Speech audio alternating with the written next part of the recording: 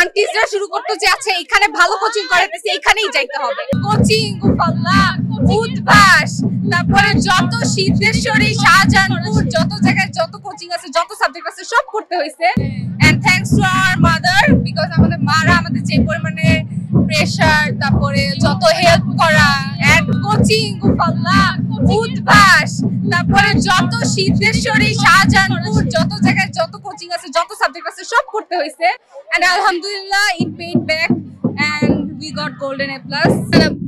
আমার হলো গিয়ে পরীক্ষা আসবে, পরীক্ষার জন্য পড়া লাগবে, সেটা যেমন সারা বছর যদি আমি পড়েই গেলাম লাইফটাকে এনজয় না করতে পারি তাহলে কোনো কিছু হবে না।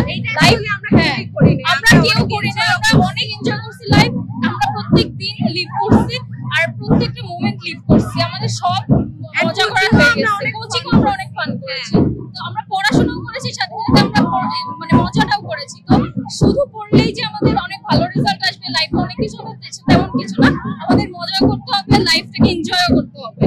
হ্যাঁ হ্যাঁ হ্যাঁ Suddenly full syllabus, exactly. That was really hard. It was a tough part. Actually, very tough.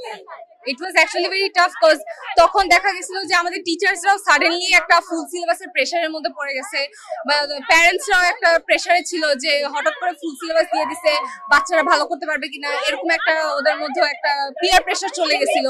আন্টিসরা শুরু করতে যে আছে এখানে ভালো কোচিং করাতেছে এখানেই যাইতে হবে, তো পুরো একটা গ্রুপ মিলে ওই কোচিং এ যাইতো, which was very annoying কারণ অনেক সময় দেখা যেত যে কেউ কোচিং করতে চাইতো না বাট প্যারেন্টসদের একটা পিয়ার প্রেসারের কারণে আমাদেরকে কোচিং করতে হইতো। তারপর মানে আরো যত মডেল টেস্ট যেখানেই যাই দিছি আলটিমেটলি বইটা পড়ছি ভালো মতন, ইট ওয়ার্থ ইট এন্ড আলহামদুলিল্লাহ ফর দ্যাট, আলহামদুলিল্লাহ টু মাই রিলেটিভ।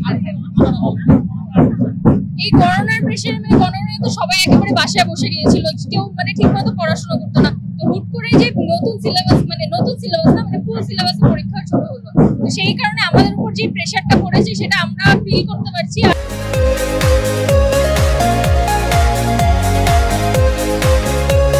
আর আমাদের পরের যে আছে তাদের যে পড়বে না এটার জন্য আমরা খুবই খুশি যে ওদের এত প্রেসারের মধ্যে যেতে হবে না। তো আমাদের উপর যে প্রেসারটা পড়েছিল যে একটা কোচিং থেকে আরেকটা কোচিং চেঞ্জ, মানে কোন কোচিং কোন স্যারটা ভালো এটা নিয়ে প্যারেন্টসরা অনেক বেশি কনসার্নিং ছিল, সেই কনসার্নিং এর কারণে আমাদের দুই মাস পর পর এরকম কোচিং অনেক চেঞ্জ করা হয়েছে, সেটা আমাদের জন্য অনেক প্রেসারের মধ্যে ছিল।